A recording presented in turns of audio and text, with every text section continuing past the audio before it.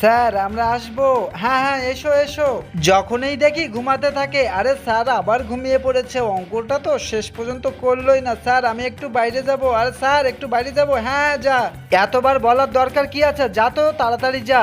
শোনো, কালকে কিন্তু তোমাদের ফাইনাল পরীক্ষা। আরে বসো বসো, কালকে তোমাদের ফাইনাল পরীক্ষা। কালকে কিন্তু ভালোভাবে পরীক্ষা দেবে সবাই। সারা বছর তো ঘুমিয়েছে, আর কালকে পরীক্ষা। পরীক্ষার দিন স্যার আবার জেগে থাকে, সারাদিন ঘুমায় না। কি যে করি এখন, কিভাবে যে পরীক্ষায় পাশ করব সেটাই বুঝতে পারছি না। আরে হ্যাঁ, ঠিকই বলেছিস, এই স্যারটা আমাদের পাগল করেই ছেড়ে দেবে।